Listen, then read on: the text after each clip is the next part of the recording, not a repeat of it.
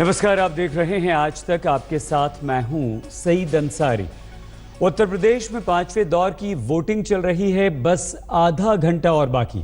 इस दौर के मतदान के साथ ही उत्तर प्रदेश में चुनाव का 3/4 हिस्सा भी निबट जाएगा। अब सिर्फ 2 दौर का मतदान बाकी रह जाएगा। तो 3 बजे तक कम से कम 50% वोटिंग हुई है, यानी कि वोटिंग काफी तेज हो रही है।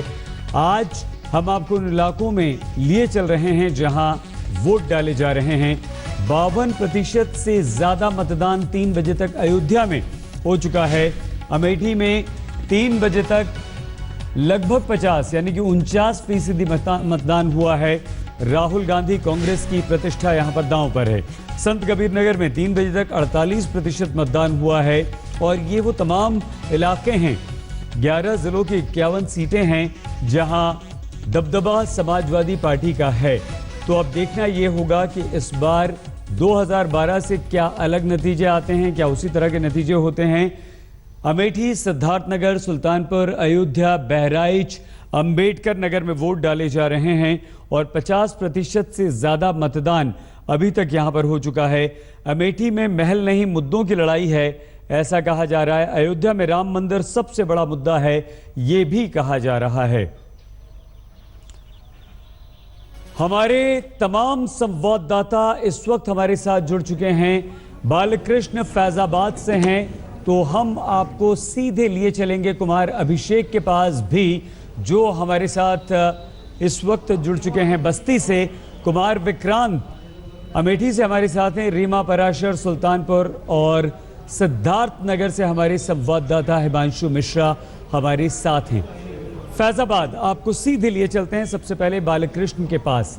बालकृष्ण, किस तरह से यहां पर मतदान हुआ, क्या मुद्दे इस वक्त हैं, और अगर इन 51 सीटों पर हम देखें तो दबदबा पिछली बार 2012 में समाजवादी पार्टी का रहा था, क्या दिखाई दे रहा है फैजाबाद में बालकृष्ण?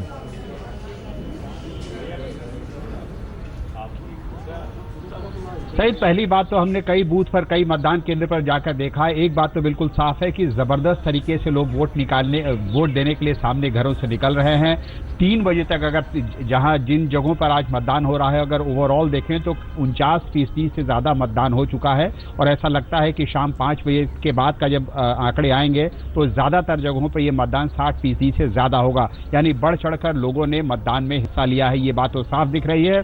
और ये बात अगर आप शहर को छोड़कर के बाहरी इलाकों में देखें तो और भी ज्यादा ये बात दिख रही है कि लोग बड़ी संख्या में वोट डालने के लिए निकल रहे हैं। अगर आप पार्टियों से पूछें, नेताओं से बात करें, तो हर आदमी का ये कहना है कि जो बड़ी संख्या में लोग निकल रहे हैं वोट देने के लिए, ये उनका वोट है। लेकिन मतदाता क्या कर रहा है, मतदाता के मन में क्या है, ये नतीजा आने पर पता चलेगा। लेकिन कुछ बातें साफ दिख रही हैं। अयोध्या फैजाबाद की जो सीट है, 5, अगर फैजाबाद की बात करें 5 सीटें हैं। पिछली बार जब जब विधानसभा का चुनाव, पिछली बार जब नहीं, इस वक्त हम जिस बूथ पे खड़े हैं यहाँ पर तो थोड़ी देर पहले तक लाइन थी, लेकिन इस वक्त यहाँ पर ज्यादा लोग नहीं दिख रहे हैं। लेकिन यहाँ पर जब हमने पता किया तो पता चला कि ज्यादातर इस बूथ की अगर बात करें तो 70% के करीब इस बूथ का मतदान हो चुका है। यानी ज्यादातर लोग जिनका वोट इस केंद्र पर था वो सुबह आके वोट डाल चुके हैं। बहुत धन्यवाद। जी, हम दोबारा आए बाला आपके पास, क्योंकि बहुत सारे रिपोर्टर हैं, सबकी एक बार जल्दी बात सुन लेते हैं। अभिषेक, आप बताएं क्या कुछ किस तरह का मतदान रहा है?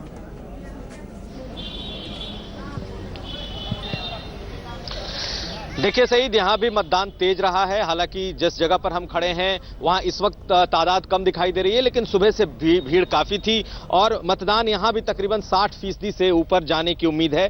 ये जो इलाका है, बस्ती का जो इलाका है, ये बसपा और समाजवादी पार्टी दोनों का गढ़ रहा है। पिछले चुनाव में 5 सीटें थी यहाँ, जिसमें से 2 बीएसपी को, 2 समाजवादी पार्टी को और 1 कांग्रेस के खाते में गई हैं। लेकिन इस बार यहाँ जो है मामला थोड़ा ट्रायंगुलर जैसा दिख रहा है। बीजेपी ने अच्छी दस्तक दी है जो हमें दिखाई दे रही है। तकरीबन 3 विधानसभा क्षेत्रों में हम घूम चुके हैं और एक कड़ी लड़ाई इस पूरे इलाके में यहां पर दिखाई दे रही है इस वक्त सईद। हालांकि यहां जो लोग हैं, वोटर हैं, वो कहीं ना कहीं कह सकते हैं कि थोड़ा ध्रुवीकरण का मामला भी इस इलाके में दिखाई दे रहा है। जी, बहुत धन्यवाद।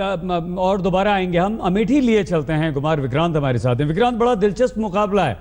2 महारानियां हैं, गायत्री प्रजापति हैं, कांग्रेस समाजवादी साथ में हैं। क्या देखा आपने?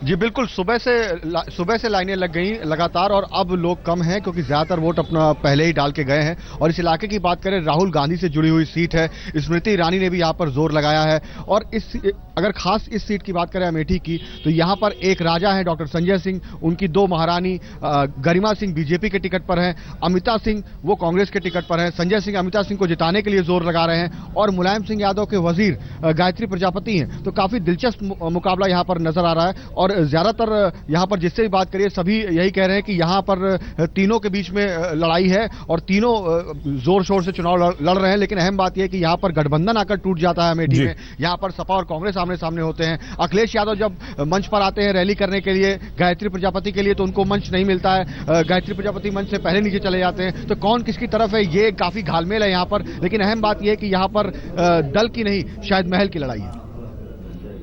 रीमा, सुल्तानपुर में आप मौजूद हैं। बड़ा दिलचस्प है जिस तरह से बाला ने कहा था, अभिषेक ने कहा, ध्रुवीकरण भी थोड़ा सा हो रहा है। मतलब 37 सीटें अगर 2012 में समाजवादी पार्टी के पास थी, तो क्या इस बार मुकाबला दिलचस्प है? सुल्तानपुर में क्या देखा आपने? देखिए सईद, मुकाबला तो जरूर दिलचस्प है क्योंकि इस वक्त जो 5 सीटें हैं सिटिंग, वो सभी समाजवादी पार्टी के पास हैं। और यहाँ के बारे में ये जरूर कहा जाता है कि यहाँ की जो सदर विधानसभा क्षेत्र है, उस सीट पर जिस पार्टी का कब्जा रहता है, उसी की सरकार भी उत्तर प्रदेश में बनती है। तो कहीं ना कहीं लोगों की निगाहें इस बात पर जरूर लगी है कि आखिर सदर सीट पर किसका कब्जा होता है। एक और दिलचस्प बात यह है कि अभी हमने विक्रांत को सुना, अमेठी में जिस तरह से राहुल गांधी की प्रतिष्ठा का सवाल है, उसी तरह बगल से सटा हुआ सुल्तानपुर, जहां पे कि बीजेपी के गांधी वरुण गांधी की प्रतिष्ठा दांव पर है। लेकिन पूरे ही चुनाव में ना तो वो यहां पर एक बार भी आए, ना उन्होंने यहां प्रचार किया, ना ही कोई अपना संदेश यहां पर भेजा। लोगों से जब हमने जानना चाहा तो लोगों का कहना है कि वो तो वरुण गांधी को पूरी तरह भूल चुके हैं। उम्मीद उनकी वरुण गांधी से बिल्कुल नहीं बची है। और इसीलिए जो मुद्दे यहां पर हैं वो सबसे बड़े हैं, विकास का मुद्दा है और बेरोजगारी का मुद्दा है, जिसको लेकर आज का दिन जो लोगों ने चुना है मतदान करने के लिए, क्योंकि इन दोनों ही मुद्दों से यहाँ के लोग त्रस्त हो चुके हैं। बहुत धन्यवाद रीमा, दोबारा आएंगे। हिमांशु, सिद्धार्थनगर में आप मौजूद हैं। क्या हम ये कह सकते हैं कि 37 सीटें अगर इन 51 में 2012 में समाजवादी ने जीती थी, तो ये अग्नि परीक्षा है और इस बार कुछ आंकड़े बदल सकते हैं? हिमांशु,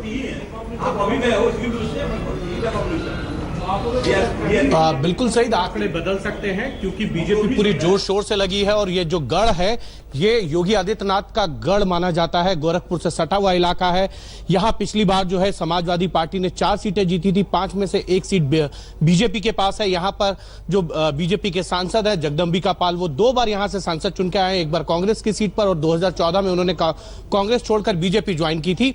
और अब ये माना जा रहा है कि बीजेपी पूरी तरीके से जोर शोर से लगी है, वोटों का ध्रुवीकरण करने की कोशिश जो है वो योगी आदित्यनाथ की तरफ से की जा रही है। एक बात बड़ी दिलचस्प है क्योंकि सिद्धार्थनगर जो है वो नेपाल बॉर्डर से सटा हुआ इलाका है, इसलिए यहाँ पर गरीबी बहुत है, ये बहुत पिछड़ा इलाका है। यहाँ पे सड़क नहीं है, बिजली नहीं है, पानी नहीं है, और सबसे बड़ी बात यह है कि शिक्षा के लिए जो स्कूल कॉलेजेस चाहिए होते हैं, वो बेसिक बुनियादी चीजें का यहाँ पर बहुत अभाव है और यहीं पर ये मुद्दे बन रहे हैं। लेकिन जिस तरीके से सुबह से हमने वोटिंग का पैटर्न देखा, उसके बाद ये समझ में आने लगा कि वोट जो है वो विकास के नाम पर कम और कह सकते हैं कि कास्ट के नाम पर ज्यादा हुआ, और यही शायद बीजेपी के लिए एक फायदेमंद चीज दिखाई देती है। ये बहुत महत्वपूर्ण बात आपने कही है यहाँ पर हिमांशु। बालकृष्ण ने जिस बात को शुरू किया था वहीं पर आपने खत्म किया है। और ये पूर्वांचल के 11 जिलों में हमारे तमाम संवाददाता घूमे हैं। रीमा वहां गई हैं, कुमार अभिषेक और विक्रांत वहां गए हैं। लेकिन अब देखना यह होगा कि समाजवादी पार्टी का गढ़ रहा ये इलाका, क्या बीजेपी इसमें डेंट कर सकती है, और अमेठी में राहुल गांधी की और कांग्रेस की प्रतिष्ठा का क्या होगा। वोट डलने में बस कुछ ही मिनट बाकी हैं। पूर्वांचल के देवरिया में 1 मार्च को होने वाली प्रधानमंत्री नरेंद्र मोदी की रैली से पहले बीजेपी ने वहां पर भूमि पूजन किया है। रैली होने वाली है, वहां पर फसल लगी हुई थी। लोगों की भारी भीड़ को देखते हुए बीजेपी ने किसानों को समय से थोड़ा पहले फसल काटने के लिए मुआवजा भी दिया है। देवरिया की नवीन सब्जी मंडी के पास भूमि पूजन हो रहा है। प्रधानमंत्री नरेंद्र मोदी 1 मार्च को यहां रैली करने वाले हैं। उस रैली को बाधा रहित रखने के लिए भूमि पूजन का आयोजन रखा गया, जिसमें बीजेपी की महिला प्रदेश अध्यक्ष स्वाति सिंह शामिल हुई। देखिए, कहीं भी हमारे देश की परंपरा रही है कि जब हम कोई भी अच्छा काम करने जब शुरुआत करते हैं उसकी, तो हम अपनी पूजा से शुरू करते हैं, इसलिए भूमि पूजन हुई। क्योंकि भारी भीड़ होगी और उसके लिए फसल बर्बाद होने पर उनको कष्ट होगा, इसलिए पहले से उनको मुआवजा देकर उनको कह दिया गया कि अपनी फसलें अपनी काट लें और यहाँ पर विस्तार पूर्वक लाखों लोगों की बैठने की व्यवस्था बनाई। रैली में जुटने वाली भारी भीड़ के मद्देनजर किसानों से फसल काट लेने को कह दिया गया, इसलिए वो पहले ही फसल काट रहे हैं। उन्हें मुआवजा दिए जाने की बात कही जा रही है। हरा गेहूँ कट रहा है, मोदी जी आने वाले हैं, उन्हीं के पंडाल की कमी है, इसलिए वो कटाया जा रहा है। सब पैसा मिला होगा, संतोष तिवारी का बिना पैसा मिला काटने नहीं देंगे। रैली की जोरदार तैयारियां चल रही हैं, लाखों की भीड़ जुटने की उम्मीद है। पूर्वांचल के किले को फतह करने के लिए ये रैली महत्वपूर्ण है। दिलचस्प है कि इसी जगह से 25 फरवरी को मायावती ने चुनावी रैली की थी। राम प्रताप सिंह, देवरिया, आज तक।